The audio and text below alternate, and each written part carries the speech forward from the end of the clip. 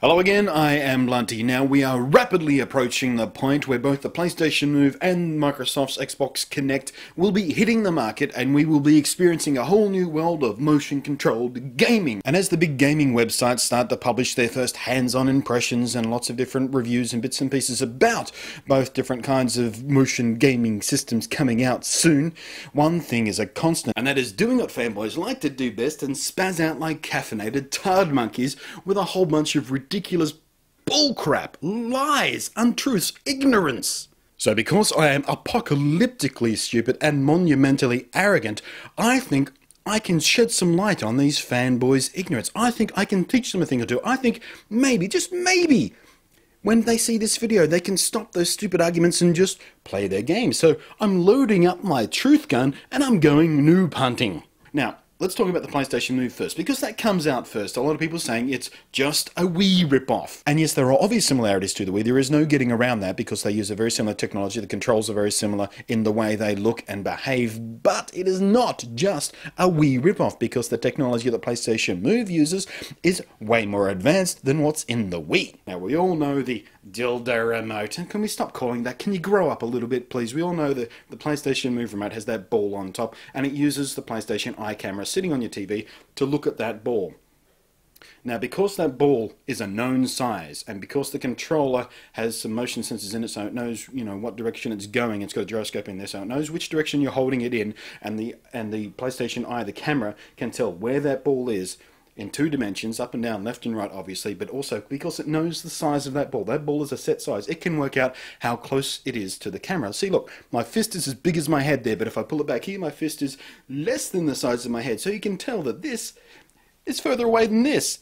That's kind of how the PlayStation Move works. I mean, that's a crude example, but that's pretty much how it works, testing that Z dimension, how close and how far away, that third dimension. And it can also tell which direction the remote it is, so when you do that, it knows it's upside down, so the sword can point down, or whatever you're doing in the game. It is way more advanced than what the Wii does. Boom! Ignorance headshot. And it is true one-to-one tracking, and I have had my hands on one at a Sony event earlier this year, and I'm just about, this time next week, I'll be playing with it again, and it is very accurate. It is true one-to-one thing. So fanboys, you can call it a Wii ripoff all you like, but what it actually is a true evolution of what the Wii started. Kabam bam! Ignorance headshot. That's the other thing while we're at it. Just before we get to Kinect, people are freaking out saying, oh, I don't want to use the motion controls to play this type of game. The controller is way better for this type of game. You idiots! PlayStation Move and Kinect are there to replace the controllers. They're there to supplement them, to use instead of to use when they are the better choice. Like in a first-person shooter, sometimes that will be a better choice because you can point at the damn screen instead of trying to use the thumbsticks to move about and stuff. PC gamers have been making fun of console gamers for decades now. Because the mouse and the keyboard are vastly superior for some type of games, like RTS games, like first-person shooters. They're much more accurate. But now with the motion gaming stuff, those PC gamers they got nothing anymore. With true one-to-one thing, the PlayStation Move, it basically replaces a mouse and then some, because it is three-dimensional, so it's going to be better for that type of stuff. Ignorance headshot. Alright, so let's talk about the Kinect. The most ridiculous thing that these fanboys are saying about the Kinect is, oh, it's just a PlayStation Eye ripoff. Sony were doing that years ago with the PlayStation Eye. It's exactly the same thing. You all guys are getting ripped off from Microsoft. It's just a scam and a gimmick, blah. This is the one that annoys me the most, because yes, while the Microsoft Kinect system does use a camera to look at you and track your body movements, it does it completely differently to what the PlayStation Eye did.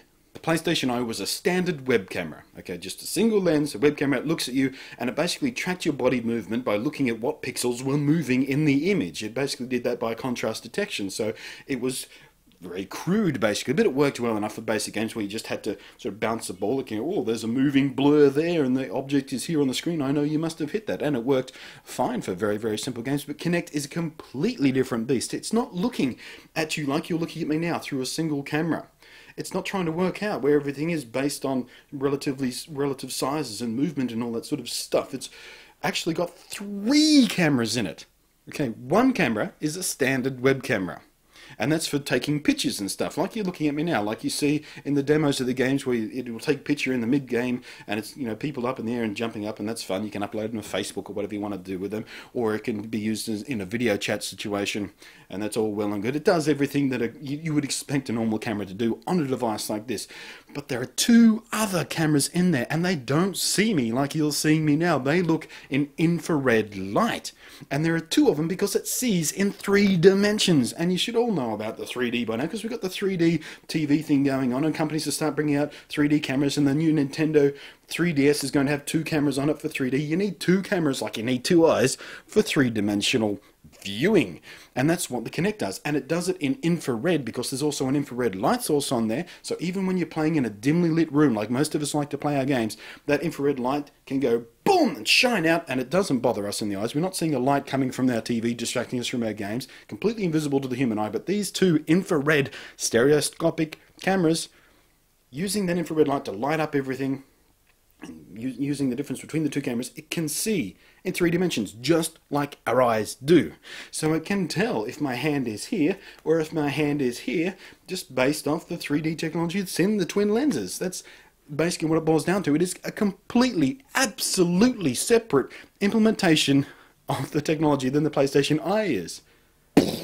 Ignorance headshot. So the next time you see a fanboy spouting on and on about how Kinect is just a PlayStation Eye ripoff and PlayStation were doing it years ago, you can punch them square in the side of the head and call them a blithering idiot. Fanboy ricochet. So with any luck, I have dispelled a few rumours, I have headshotted a few ignorant noobs out there, and if you see one of these ignorant noob fanboys spouting off that rubbish in a forum or a comment section, point them towards this video, and one of 2 things is going to happen. Either they're going to learn something and go, well, actually, I didn't know that. I didn't bother to learn that before. Now I know. Now I feel more informed. And now I can have a more informed opinion about the differences between the 2 and which one I personally prefer. And if I'm going to spaz out in an argument in an internet forum somewhere, at least I'm coming from a place of knowledge rather than a place of ignorance. I'm still a retarded fanboy, but at least I'm coming from a place of knowledge. Or they're going to ignore what I say and freak out like caffeinated spaz-tired monkeys in the comment section down below this video, which, quite frankly, is equally as entertaining because it's fun to laugh at stupid people. So thanks for watching, I'm Blunty, and I will catch you next time. Kaboom! Ignorance headshot!